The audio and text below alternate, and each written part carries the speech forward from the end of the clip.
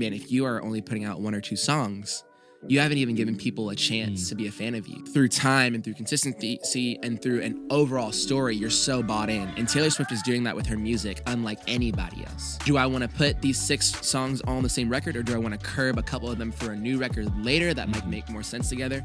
These are the kinds of questions that we need to be asking as we have a larger vision for our music in mind. Your strategy cannot be, hey, I'm going to record a song and then I'm going to release a song. Yes. That's not enough of a strategy to create Yes. raving fans. Yes. It's only a bad deal because we know that there was potential losses on the side of the artist. It's just like the NBA. Like, is it a bad deal that AD went to the Mavs? He's injured right now. So yes. Yeah. If he was balling out of his mind, we would literally be saying it was a good deal. Yeah. Like, we only say something's a good deal or a bad deal based on the other side, and we can't predict that other side.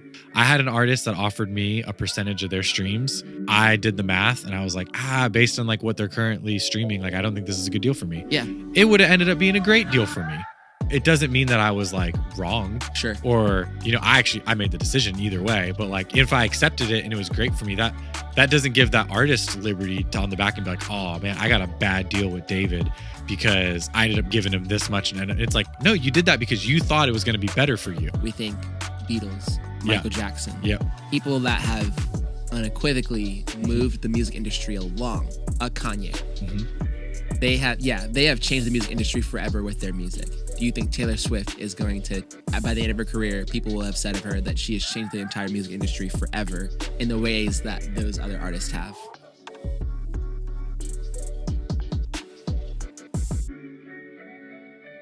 Kamo, you had a fun idea for today. Yes. I mean, might be fun. We'll find out. You want to talk about Taylor Swift? Yes. My favorite artist of all time. Yeah. Why were you thinking you want to talk about Taylor Swift? Because I know historically, all my friends know me as a Taylor Swift hater. Here's what they need to know. I'm not a Taylor Swift hater. My one claim about Taylor Swift is I just don't understand why she's at the top. Mm-hmm. That doesn't mean I don't think she's an amazing artist or an amazing songwriter or really good at what she does. She is really good at what she does. I just personally don't understand why she's the best. That's my only claim. Okay. So today's episode, we're going to talk about some things that are kind of interesting about her career. Yeah. About her as a songwriter and how she's leveraged her career. Mm-hmm. And we're also going to maybe try to ask that question and answer it. Maybe. We'll go back and forth on it. I want to answer it. Yeah. Yeah. We'll play devil's advocate. Yep. I do think, nonetheless, because of what I just said, there is so much that you can glean from her. She's not an industry plant. She's not here by happenstance. Mm-hmm. She is here because she and her team built something. Mm-hmm. And we hope that a lot of people that listen to this can also build something and glean from her and learn from her what she did, her tactics, her songwriting, all the things, all the way down on the business side of things as well. So. Yeah, so starting off, I don't know how much we talked about this.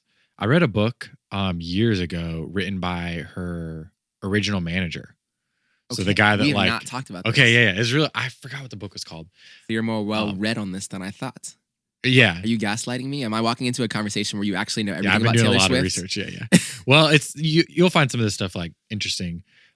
So from what I remember from that book, some of like the big takeaways was her manager was a big believer in like conquering a small market and then slowly bridging out from there. That's really smart. Really smart. So like with Taylor specifically, he had her like focus on her main geographic location first and then expand from there. Okay. And then the other thing was he was huge on like leveraging her making raving fans, which is something she's so good at. Yeah. Like her fans love her. Mm-hmm. I cringe a little when I hear people call her mama. I don't know if you've heard this. I've never heard that. Yes. People call her that? Swifties call her mama. Ooh. Yeah. So I know I cringe a little bit, but at the same time, she's done something well with like her connection piece. Yeah. And so her manager, she was like, getting bigger. It would have been really easy just to be like, oh, let's just move her to Nashville and try to get her in front of the right people. Yeah. And what he did is he actually like just kept doing shows and kept building her fans. And he actually built like an email newsletter. And his philosophy was when you go to a record label, and you tell them like, hey, this is what my songs sound like, and they get excited. And you say, hey, also, I've already generated $1 million in revenue, and I have 500,000 fans on an email list that I have direct access to. Wow. And they're saying like a music label, when they hear that, they get really excited because like you could take a chance on someone with talent maybe, but you don't know if they're going to be a good business person or if they're going to actually like connect with fans on that level. So they like proved that before getting her record labels. Yes, which is like what most people are doing today, Mm-hmm. except that they apparently were ahead of the curve. Yeah. And they were probably one of the first people to do that. Because back in that, I mean, what's that, like 20 years ago? Yeah. Right? I mean, email newsletter lists, I feel like used to be a bigger part of marketing. No, for sure. But anybody who's anybody knows that like they're invaluable. I'm speaking specifically to showing record labels that you already have traction without them. Yes. Yeah. Gone are the days where you're in a club playing for 30 people and there's like record label executives sitting there like, ooh, let's give them millions of dollars. Yeah. Which we could talk about this another time, but that even creates this whole conversation around like, it creates attention for independent music artists that are making it and do have 100K email subscribers or 100K streams or whatever. They already have this following. And then that begs the question, what can a label do for me at this point? I'm already winning. Yeah. You know, so that's a whole thing. Yeah, I think if you're smart, you'd want to be winning on your own. Yeah. And then it's on the label to convince you why you need them. Yeah. Because then I feel like you're going to get really good benefit. And then you can even weigh it and be like, oh yeah, that will add a lot to what I'm trying to do personally, my goals. Or you might look at it and be like, nah, like that doesn't align with what I want to do. I don't have to feel any pressure to do that because I'm already successful on my own. But on the other side of that, it is certain today that a label won't even consider you unless you have a following. Yeah. Oh yeah. Very interesting. Yeah. So I think, going back to just like Taylor Swift, some things she's done really well. Again, it's just this connection with fans. Yeah. I think she's really good at that. I'm maybe a little bit like cynical on how she's good at that. Sure. Like, it's hard to believe that a celebrity actually cares. Yeah. I've never met her. I don't know her. Right. But on the same side, I'm like, she's either like a genius and all these little things that she does that fans like love is like very intentional and like manipulative, or it's just like who she is. Yeah, for sure. But either way, it works really well. Yeah, I think I will give Taylor her flowers throughout most of the episode. But the one thing I will say like she's crushed is her holistic vision for her music altogether is just really, really well thought out. Mm-hmm. So a lot of artists are only thinking song to song, and they think, how can I make this one song work well by itself, which is fine. And obviously our industry is moving in that direction, in and of itself. And people are only going to want to listen to one song, and people are less interested in listening to whole albums. But I think part of the reason why she's been able to build a consistent fan base who are fanatics, who are Swifties, who are so bought in, is because she is telling one large, big story over her entire discography about her life. Mm-hmm. This is who Taylor Swift is. This is my love life. These are my experiences, and you're gonna understand. You're gonna know it all. You're gonna see it all, and they might not understand it all, but that's the thing. She is roping it all together, and so a big part of what she does is the Easter eggs thing, how she'll incorporate different lyrics or different themes or ideas. And they'll kind of relate to one another through different albums or different songs on the same album. And that in and of itself, you can translate that tangibly from like concept to, I guess, practically. Concept is you want people to be so curious about what you're writing about, this larger story. Practically, that translates into more streams. Mm. So she's creating this beautiful art and like this bigger thing. But at the end of the day, it does translate into business. You want to create a fan base that's built around a movement, and people are getting behind this movement of Taylor Swift telling a larger story. I think about and I'm talking for a long time right now. I think about what's his name? Russ, the rapper, the label, the independent rapper. I don't know if you've heard of him, but he's very big on being independent and all that stuff. And the one thing that he says is, man, if you are only putting out one or two songs, you haven't even given people a chance to be a fan of you.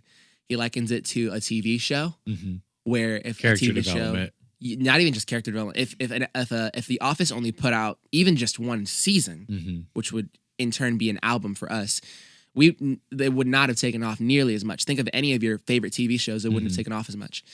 But through time and through consistency and through an overall story, you're so bought in. And Taylor Swift is doing that with her music, unlike anybody else. Yeah. Do you think genuinely asking, Easter eggs.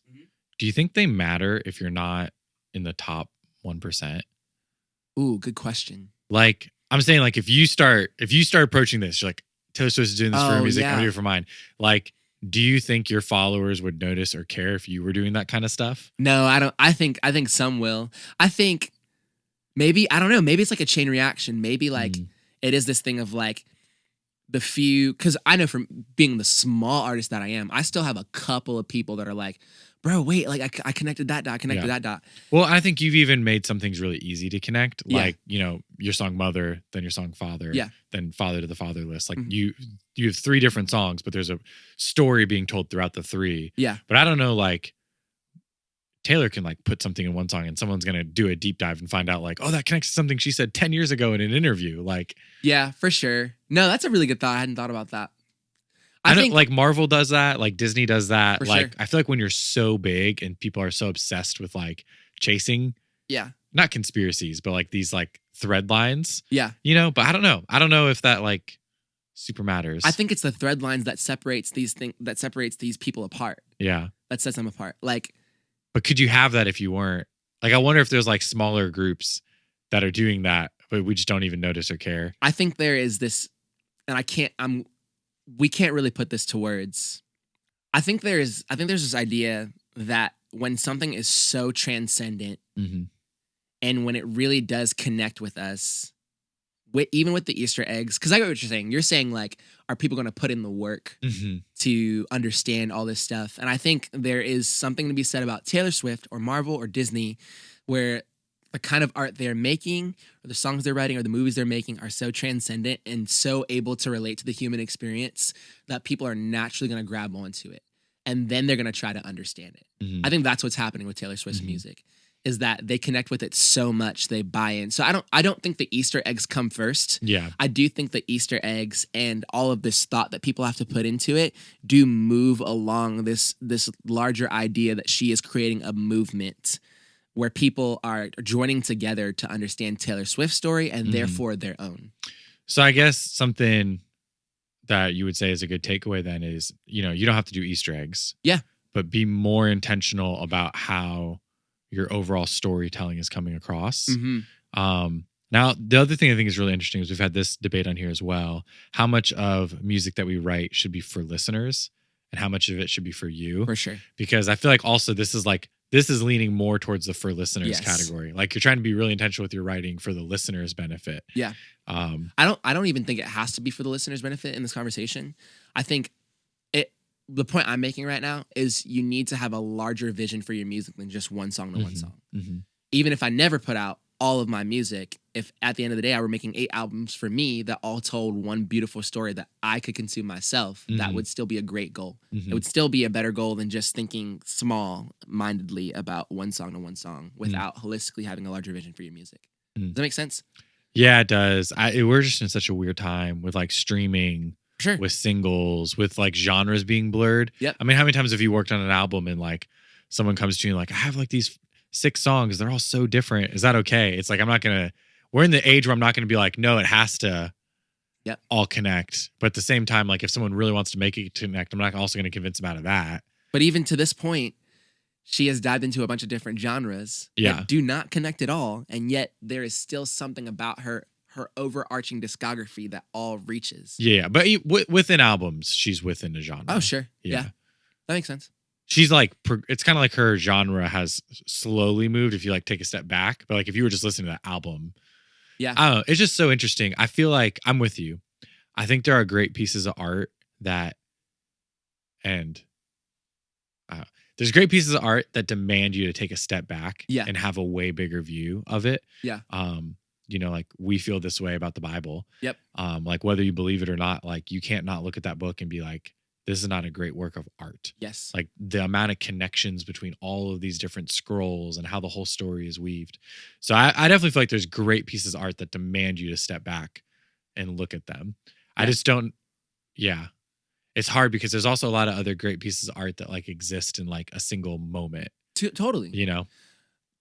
I'm speaking specifically to having longevity as a big artist. And I even think to your example of having 6 different songs that all range in genres, I even think the intentionality piece that I'm trying to get at is even asking why. Mm-hmm. Like, how did you even get there? What are your influences? Understanding what internally is going on within you and your experience with these different genres that make you drawn to them. Mm-hmm. Do I want to put these 6 songs all on the same record, or do I want to curb a couple of them for a new record later that might make more sense together? These are the kinds of questions that we need to be asking as we have a larger vision for our music in mind. Yeah. Which she does. I think she does really well. Yeah. I think it opens up a lot of, and maybe this isn't the best thing for most songwriters, options and questions. Sure. And then you can get like, should I do this? Again, I'm trying to think of like when I talk to songwriters, they start asking some of these questions and pulling on these threads. And then it seems like they don't know what they want to do with their album. I don't know how to help them with that. That's the work of a songwriter. Yeah. That is the work. Yeah. I guess what I'm saying is, I feel like Taylor does it so well because she comes to those decisions. Yeah. I guess what I'm feeling is I'm feeling a lot of other people asking me what's my professional opinion. And it's kind of like, no, this is like a personal decision. Does that make sense? Absolutely. Like whether you should have 6 songs on an album that all sound different or not, like that's a personal decision. Whether your album should feel like every song ends and every song begins and you don't notice a single transition, that's a personal decision. Yeah. I don't think there's like, this is the right way, or this way is guaranteed to give you more metrics and statistics are backed behind. It's like, no, it's like you kind of you get to choose how you tell your stories. For sure. How ADHD your album is going to be or not. Yeah. How like single-minded all your albums are going to be, like you get to decide. And I feel like that can take different shapes. Yeah, so I feel like I sense that Taylor does that well. Like I'm imagining that like she has an idea and she's like, this is what I'm doing. Yeah. And if someone even told her like, I don't think it's a good idea to move to pop music from country, she's like, no, this is what I'm doing. Yeah. So I do feel like that's the kind of like intentionality, but also decisiveness you have to have. Absolutely. And what the simple reality that like what might work for Taylor might not work for you. And actually it is possible. And there are people out there that are just as famous as Taylor Swift or almost as famous as Taylor Swift that are doing something completely different than what she's doing, that aren't doing the storytelling thing or the Easter egg thing. And they might be all over the place in one record. So what might work for you might not work, or what might work for Taylor might not work for you. But that's the thing is, if you don't ever make those decisions and if you don't ever think through them, you will not like ever make it there. So yeah. Yeah, I think your intentionality should align with your goals. Yeah. So, if you're trying to make raving fans, you should do things that you think are going to line up with that. If you're just trying to make music that people can just enjoy or relax to, it's like, again, all this comes back to like, what are you trying to get out of this? I'm saying, because I'm saying there's intentionality behind all of it. No, I know, but with even with the raving fans thing, I think even if you are, okay, so let's say that you are trying to, let's say like you're like, I want to be as big as Taylor Swift one day. I want to be the best music artist in the world or the most famous. The way that you do that is not by saying like, how can I make the fans engage? I'm saying it is making intentional decisions personally about your music that even gives you a chance to do that. And it just so happens to be that people can connect to the decisions that you've made about your music and the overall story that you want to tell. But if you don't make decisions about that for yourself, nobody's going to grab onto it. Does that make sense? Do you agree? Disagree?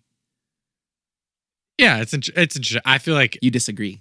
I don't know if I've ever met anybody that has that as their goal. So it's interesting. I'm saying maybe like, to be the most influential, the biggest. Oh, sure. Yeah, it's just interesting. Like I don't know. But even if a smaller goal, even if you want to have a fan base, that is still required of that goal. Just a fan base of any kind. Yeah. That's how that works. I think it leads you though. What I'm saying is, and you're saying this too. Sure. You can't just put Easter eggs in your songs. Yep. And get that. Like John Bellion, you're telling me, has like a forum. Yep. It's like a free forum to be part of, but he's not advertising it. Yeah. So his idea is like, my raving fans will find this forum. Yeah. And it'll be a deeper way for me to connect with my raving fans. Yeah. I think like what Taylor's done really well, in addition to her songwriting, is like she seems to take time for her fans. Yeah. In a world where, who was telling me the other day that Cher had a thing where when she walked down the arena hall, all the staff had to look away. I don't know if this is true or not. Someone was telling me this, that we're talking about like crazy things. For what? What was the reason? Just because like no one should look at her. Like just like, the M&Ms in your green room thing. Ridiculous provisions. Like apparently that was one of hers. Okay. That none of the staff could look at her when she's like walking out to the stage. So crazy. But in a world like that, you have someone like Taylor who's like sending videos to fans and like interacting with them in a meaningful way. Yeah. So I guess there's many ways to create raving fans. One of the ways she does it is Easter eggs, but like you have to figure out what's your strategy. Your strategy cannot be, hey, I'm going to record a song and then I'm going to release a song. Yes. That's not enough of a strategy to create Yes. raving fans. Yes, absolutely. Yeah. We agree on that. Yeah. Oh, yeah. Totally. Okay, let's talk about the whole Taylor's versions thing. Yeah. I found that really interesting because at the time that it was happening, everybody was like, oh my gosh, this is so brilliant. And Yeah. like, Rage Against the System. Like, I Yep. can't believe they did her wrong like that. Yep. And it brought up this really interesting conversation of signing contracts Yep. and being an independent artist. And Yep. does this change the music industry? Mm-hmm. So what are your thoughts on Taylor Swift and her Taylor's versions? Yep. What did that do? Yep. So first preface, I don't know what actually happened. Sure. There's a lot of hearsay and things like that. And Yes. I haven't done a ton of research. Yeah. But from my perspective, it seems like she made a move that was super smart marketing wise. It put her in a position of like control. Yeah. And it put her as like a leader of a movement. She also for a long time didn't have her music on Spotify. Yeah. Because of how she felt they were treating artists, which again, these are like, whether like she did this because she actually felt this way or she's really smart in knowing that like this comes off as like really good for my brand. So I think it came off really good for her brand. Yeah. Incredibly good. Yeah. And then on the other side, I'm sitting over here like she signed contracts that gave her a lot of money and influence. She might be claiming that she deserves more, but at the same time, like she signed those contracts. So I also struggled to feel bad about that.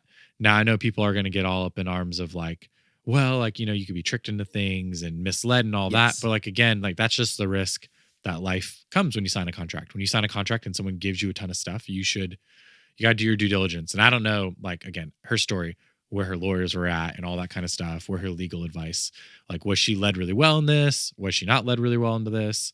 So it's just interesting. It's interesting because she comes off as like this hero. Yes. But at the Or same victim. But at the same time, it's like, would she be where she is if she didn't make those deals? Yeah. And I think in her mind, she would like unequivocally say, oh yeah, of course I would. Yeah. But I'm over here like, they gave you a ton of money exposure. Like they helped you make a lot of records. Like there's a lot of things involved that there's just too many what ifs to say for sure she would be in the same position in society without all those deals that she made. Totally. Whether those deals were good for her or bad for her. And that's the case for any music artist that's making it. Yes. I think on the other side of this conversation is the reality that like she did do something really unique and unprecedented in the music industry. She did.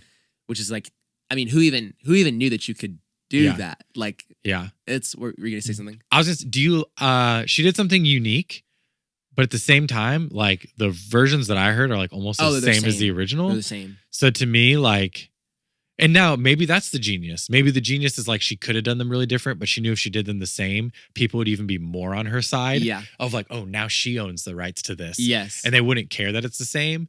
The artistic side of me wishes that they were very different. Sure. Because I love like when someone reimagines a song really well.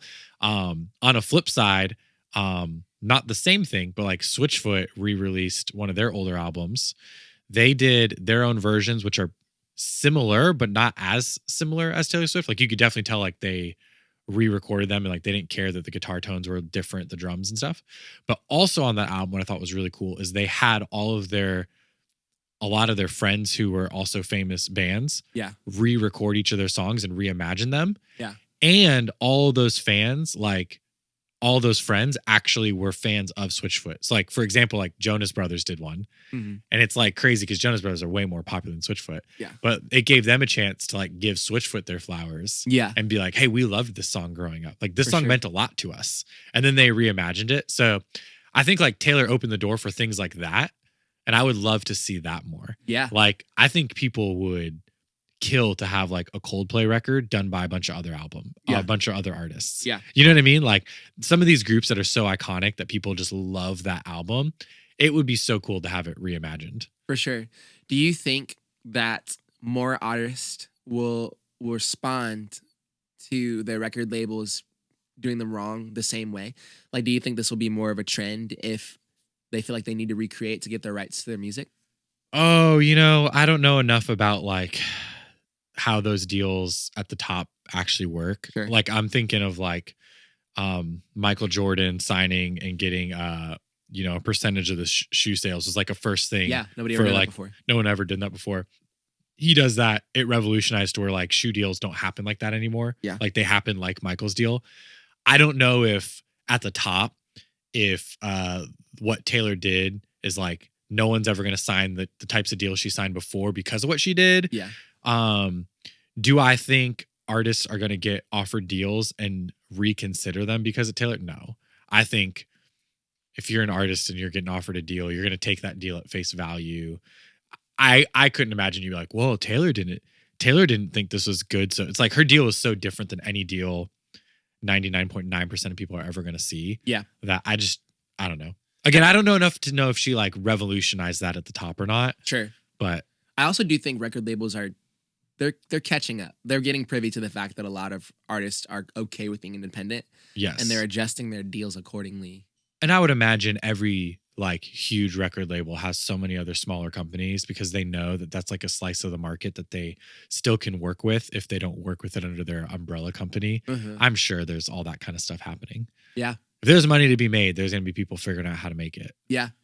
This reminds me of Dave Chappelle in one of his specials. He talked about how the Chappelle Show, which was really famous back in the 90s and the early 2000s, was a really bad deal. Same thing, similar to Taylor Swift. He signed a deal. He was 18 years old, didn't know what he was signing to. And so then I think eventually he stopped getting paid for it. It went south, especially when he like moved out of the country and then came back. And a couple years ago, ended up on Netflix. Yeah. Which was very interesting. And after it aired on Netflix, he had a special and he was like, guys, here's the deal. He was like, I really feel like I was wronged. He said, and so they're not going to listen to me. I tried talking to them. I tried talking to people at Comedy Central. They're out on me. So he said, I'm coming to my real bosses. I'm coming to you guys. Yeah. So I'm asking you guys, do me a favor. Do not listen or watch the Chappelle Show until they give me the money that I'm owed. Yeah. They're using my name, my likeness, which like this comes back to, was it his fault or was it theirs? It doesn't matter. Yeah. I still think it was really, really shrewd of him. Yeah. To put the influence in the fans' hands, Yeah. which truly like your fans hold all the power. Your fans hold all the power. They do. And that was just such a beautiful reminder of that. And we need to be mindful of that when we're making business decisions. Yeah. That all of these, faceless, big bossy people, they only have so much power in that the fans are influencing it. Bro, let's be real for a second though, because we keep talking about like people getting a bad deal. Yeah. When Dave Chappelle signed that deal, he didn't know the outcome of his career. Yeah. That deal could have been amazing for him if his show super flopped, but he still got paid. Do you know what I'm saying? Like, It's only a bad deal because we know that there was potential losses on the side of the artist. It's just like the NBA. Like, is it a bad deal that AD went to the Mavs?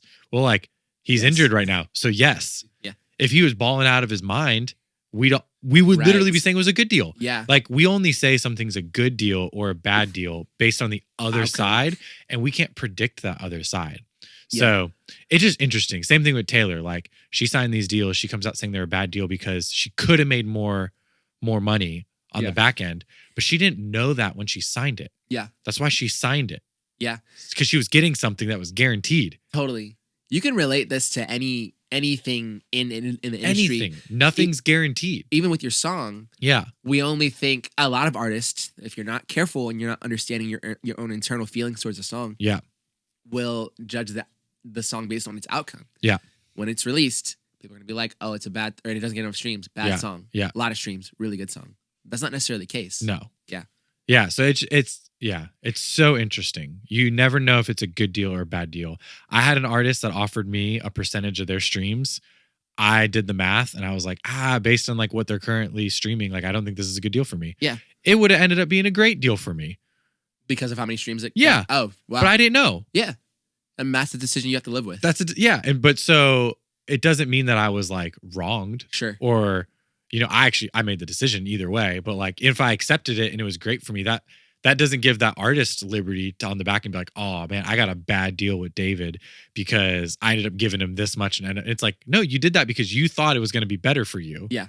Like, again, that's why we enter in these deals. We try to make them fair, hopefully. Yeah. Hopefully. Yes. But at the same time, you also are entering deals that you think are going to be good for you in the end. Yeah. Yep. So I don't know. Deals are just interesting because of that. The main point is it's really important for you to be prepared for the outcome. Yeah. Whatever outcome of the deal you sign, and take responsibility and ownership of it. Don't place it on other people because you signed it. Yeah. Well, I was going to say it's ironic because you only hear the bad deals. How many deals do you think were like really good for an artist that you never hear about? Yes. And someone just sitting there like, man, I had to do this one little thing and it didn't really work out for the company, but it was great for me. Yeah. Yeah. No, it's, you're so right. But you don't hear about those ones. They happen You hear a about lot. Dave Chappelle, you hear about Taylor Swift. You know? Right. So again, understanding there's a lot we don't know. If people are actually like harmed or any of that, like we're not aware of this and we're not endorsing that. Yeah. From our outside perspective, this is just how we kind of feel about deals. Yeah. Things you sign. Yeah. I love it. Hey guys, we wanted to let you know of a few things. One, we love helping artists make songs. So if you are in need of a producer or a mixing or mastering engineer or somebody who does graphic design, reach out to us on our website at projectsongbird.com. We'd love to help you out. Enjoy the rest of this episode.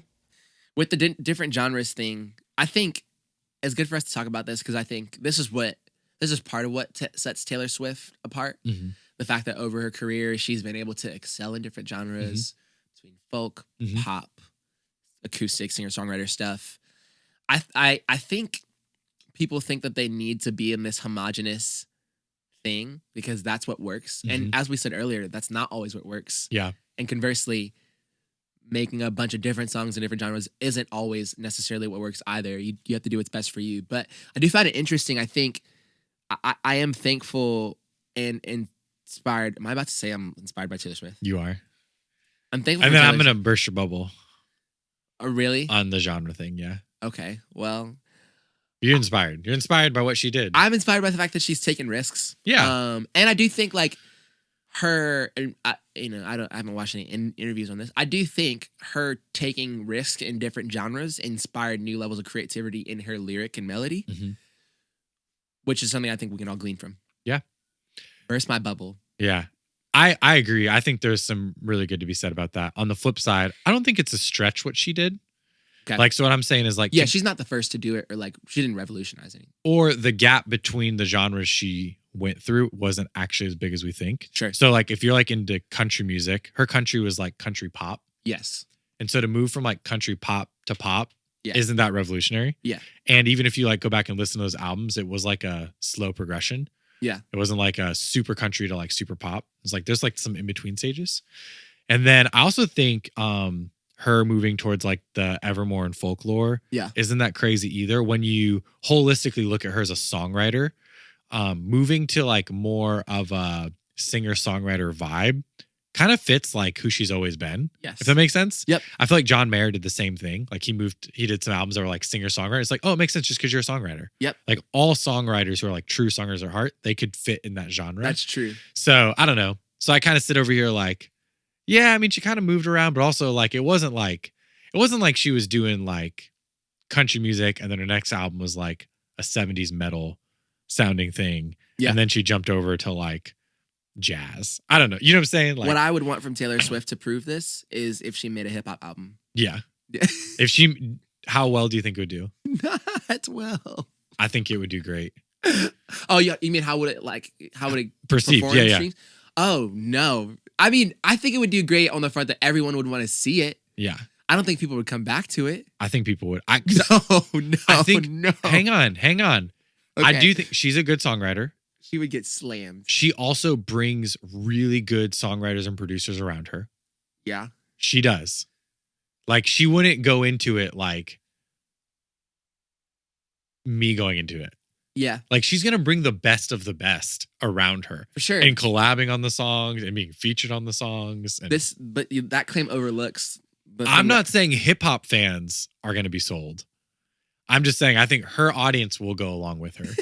That's so funny. It is, but also like I don't think any hip hop fans would. Yeah. I think very few would be like, this is legit, because that the thing with hip hop. Yes. We could have said this about. You could have said that about R&B or another one, and I would have totally been with you. Yeah. But with hip hop is you need to be writing your own lyrics. Yeah. That's the whole thing. You're not bringing in teams of people to write songs for you. No, I'm with you. I'm not saying she's gonna convert like hardcore hip hop fans. That ain't happening. Yeah. But she will bring enough of her audience, and her audience will stay with her. Yes, and they'll be like, "This is a vibe." Yeah, this is the best thing ever. They'll eat it up. And like she would, objectively, I think she would do a pretty good job because she's gonna bring the right people around her. Yeah. Yeah. The thing for me is, this hurts you so much. I already don't think she is doing the best job as a singer-songwriter. Like, I don't think she's and this is subjective. I want to talk about this though, because this is your main point. Yes. Okay. And so I want to argue this with you on air for the first time. Right. We didn't talk about this. All right. So I should think of some better analogies for this. But basically, like, Kim, what's your favorite food? It's chicken. Chicken? Yes. Like what kind of chicken? Any kind, really. Yeah. Yeah. Like chicken fingers? Yeah. Chicken sandwiches? Really, Chick-fil-A. Chick-fil-A. Okay, awesome. Chick-fil-A. Chick-fil-A is a great example because people love Chick-fil-A. Mm-hmm. It has a big following. Are you just gonna tell me that all does this that is mean, subjective? Yeah, does that mean that Chick-fil-A is the best? No. Are they the best at what they do? I mean, some things. When I say best, I mean she is number one on Spotify. She is making the most money. Yeah. But what I'm saying is, like, you don't eat at Chick-fil-A because you pretend it's like the most masterpiece of a culinary experience. Yes, true. Because it's definitely not. It's definitely not. It's not. It's objectively not. Yeah. Okay. And that's like objective. I guess, yeah, that's as objective as it could be. Sure. But you and a lot of other people really like Chick-fil-A. Yeah. So Chick-fil-A had streams. I think Chick-fil-A would be pretty top. In fast food, Chick-fil-A might be number one in streams in fast food for people that like it. But it's not the best objectively. Yeah.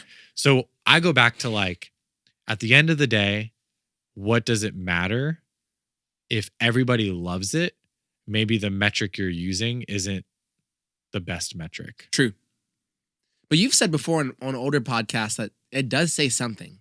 You've said that. What does say something? The fact that she has a lot of streams and a huge following. Yeah. I'm saying that says that a ton of people love her. Yeah. And you can't But you have made the claim that says something about the quality of her music. Yes. Yeah. Yeah. And again, it's like, what's quality music? Sure. I think quality music is the same thing as all quality art, and it's something that connects with people. Yeah. In some way. Yeah. And this is where it can get like super gray, because it's like someone's art could connect with people because it's just relaxing. Mm-hmm. And they're not like deeply thinking about it, but like, I'm connecting with this spa music because it's putting me in a chill spot. Yeah. So like, objectively, is it the best music? I mean, no. But like, is it connecting with me? Yes. Yeah. So I'm like, there's something about her music that's connecting with so many people. And so I remember I had like some kid in high school when I was in college was like super complaining on social media because their favorite band, As Cities Burn, which you've never even heard of. No. They're like, to you just categorize them as like screamo emo. Yeah. I don't actually know what their category would be. I know Dylan Gregory is somewhere right now, like cursing me that I'm not like labeling them properly. Alternative rock, I don't know. Yeah. But not good vocalist from a purely technique standpoint. Yeah. But this kid is like, this is his favorite band. So he's like, it sickens me that everybody thinks the Beatles is the best band, but there's other bands out there like As Cities Burn. And I'm like, yo, you like a band that's not nearly as possible as the Beatles, and you're mad at everybody for liking the Beatles. Yeah. They're allowed to like whoever they like for whatever reason they like them. That's so true. And I think that's the part that I can't argue. Yes. Yeah. And I think that's the part about Taylor that like no one can argue. Yeah. Like same thing with like Justin Bieber or the Jonas Brothers. Like you can't look at them and be like, their music's bad. Obviously it's not. Yeah. Because so many people love them. Yeah. And it's like, there's songs that I've heard that I'm like, I don't personally like this song or understand why people like this song.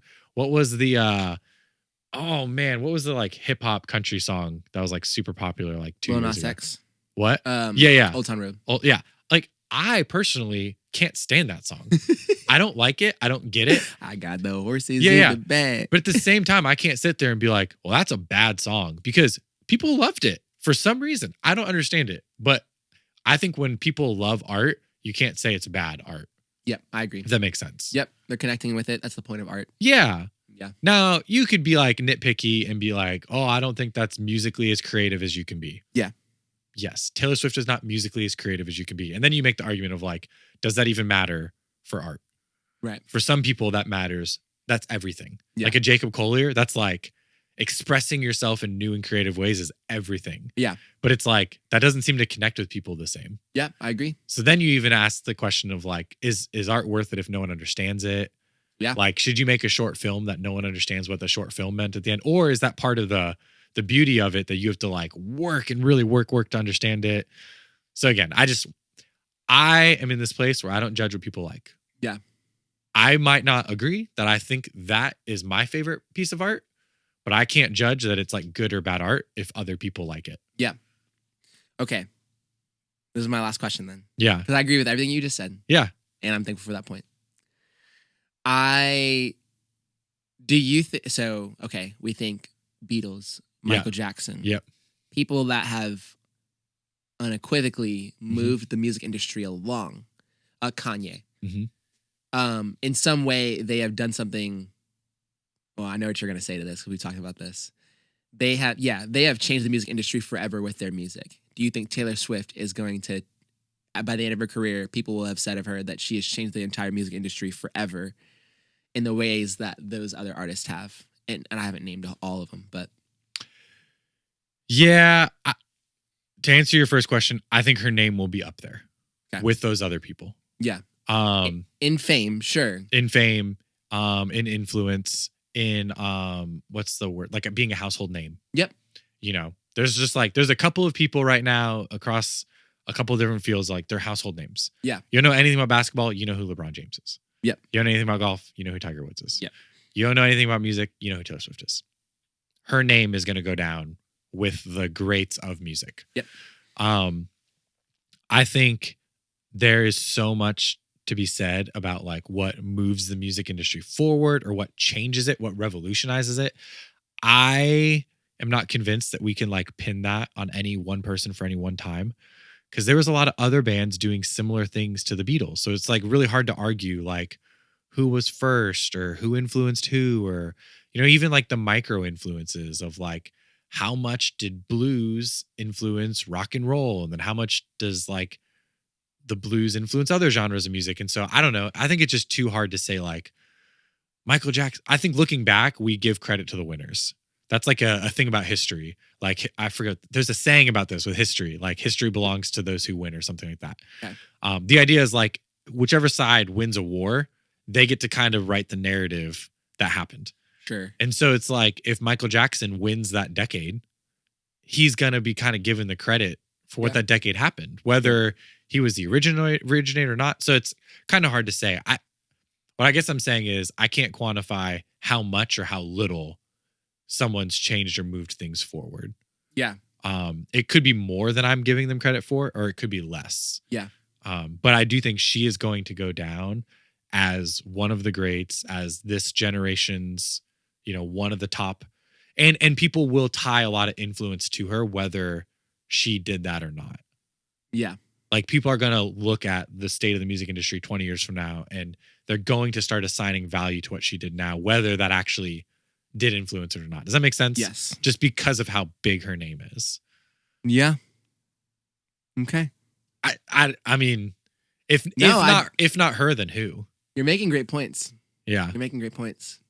And like we've talked about this, like you have like a Billie Eilish. Like, did Billie Eilish change the music industry because she made it sound like super close mic? She made it sound really warm. She kind of had a little bit of like, she kind of brought it back to like, in my mind, of like what 90s, like there's like a little bit of darkness in her story. Yeah. In her songs. And it's like, did she start that? Or did like Lorde, who was like doing that stuff like 5 years before her, start that? And never be yeah. And like how similar are those? How different are those? I mean, there's like whole legal proceedings about how similar songs are. It's hard to quantify. Yeah. So I'm like, I don't think Billie Eilish revolutionized it. I think she'll get more credit than Lorde will. Yeah. Because she was more popular and she had a bigger discography. Yeah. But at the same time, I don't want to take away like what Billie did was great. Yeah. What Lorde did was great. I think there's gonna be things you look back and you're gonna say those things of Taylor's career were great. So just getting out of music for a second, just for fun. Yeah. This is like people. Yeah. There's things that I'm gonna do in this life that are gonna be great, and there's things that I'm gonna do in this life that are gonna be not so great. And it's so hard to quantify about like what I actually added to society as a whole or not. That's true. And it's like we're really quick in society if Taylor does something really dumb and her fans turn against her, like people might be really quick to forget all the other things that she did. Yeah. Like teaching us that like building great relationships with fans is extremely important. Yeah. And so I don't know. We're just so quick when people do something we don't like to erase everything else that's good. And it's like, man, people aren't like that. They're a mixed bag. They bring some good to the table. They bring some bad to the table. Totally. I feel like you've argued against Taylor Swift more in this conversation than I have. Really? Yeah. 1,000. Run the tapes. No, I agree. I agree with all of that. So, okay, my last question then. Do you think, what is the value then for us in assigning value to people before us in saying so-and-so did this first or do you say that there is no value in that? I think you give value to who inspired you. Like you don't need to pretend like you came up with something if you didn't. Yeah. And I think that's like going back to like the Switchfoot thing. Like it's beautiful when a band like the Jonas Brothers, who's wildly successful, come back and say, hey, like Switchfoot inspired us when we were younger. Yeah. And they're like, it's almost like them saying like Switchfoot didn't get the credit that they deserved. Sure. And so we want to take this moment to like honor them. Yeah. And I know like we talk about this all the time. How many artists and musicians are out there that are fantastic? Yeah. No one's ever heard of them. 100%. And so it's like, man, like give credit where credit's due. But at the same time, we don't have to give like more credit than it's due, if that makes sense. So like, I think it'd be fair for you to be like, I love John Bellion. John Bellion inspires me. Yeah. Like this song, like helped me see this in a different way. This song, taught me this about life. This song caused me to go out and explore this part of my own life. I think that's all fair. But you can't then also go back and be like, man, John Bellion, like he changes the game for everybody. And it's like, I mean, maybe he did change the game for some things as a producer. Like there's some very interesting things that he's done. Mm-hmm. But I don't know how much it's like quantifiable as a whole for like the industry. For sure. There's just too many movies. I agree. Maybe there's someone out there that like super studies all like the little micro things, but it's just too much is way too connected. Yeah. Because then it's like, you even look at like, did COVID pave the way for Taylor Swift's success? Like, I don't know. You'd have to ask that question. Yeah. Like, sure. Because people didn't do concerts for a long time. And then she comes out with like the biggest world tour that's ever happened. It's like, was everyone just primed to go out and spend money on this kind of live experience because they haven't had it in so long? So then it's like, I don't know. There's all these little micro things that contribute to it. For sure. Yes. No one is self-made. Yeah. No one is. And yep, that point blank, no one's self-made. Yeah. And so I think give flowers where flowers are due. Yeah. Yeah. But we also don't have to say like everything is due to this one person. This person completely, I mean, again, maybe they did. Yeah. I just think it's too strong of a statement to make without actually knowing for sure a lot of the stuff. I'll end with this. Rick Rubin has this concept in his book. I'm forgetting what it's called, but his famous book about creativity. And he has a chapter titled Collaboration. When you hear the word collaboration, you think, me and you working together on a song, but he actually refers to collaboration as humanity holistically working together to advance music, that there is this ongoing conversation among us all as we're creating and as we're making art that influences one another and empowers one another to keep going. And so no one is self-made. We all influence each other, even if we've never seen each other before or interacted with one another or even heard one another's music. We're all conversing through our art, which is a wild thought. Yeah. It sounds like very lofty, but it is true. Yeah. Yeah. And my last thought is like, because I've had this conversation a couple times, I think just make the art that you want to make. Yeah. For the goals that you want to have. And don't get upset if people like art that's not like your art. Don't get upset if people don't like your favorite artists. Yeah. And they're not as popular as you. It's like, you just do what you want to do. That's like the whole point of art. Yep. And if your art is wildly successful, that's awesome. Yeah. Like, like happy for you. Yes. I just feel like we spend too long criticizing other artists for the art that they're making, Mhm. and we're trying to like find things that don't make sense or we don't like or why other people shouldn't like it. And it's like if people like it, they like it. Yeah. All right, I learned Whether a lot. it's worthy of being liked or not, I don't know, but Yeah. people like it. Yep. Yeah. No. This is a great conversation. Yeah. So in the end, Taylor Swift, wildly successful. I think some takeaways that we have is like she's really great at connecting with her fans. She's really intentional with her music and the choices that she makes. These are things that any artist can take at any level. Yeah. And at the same time, just be you. Yeah.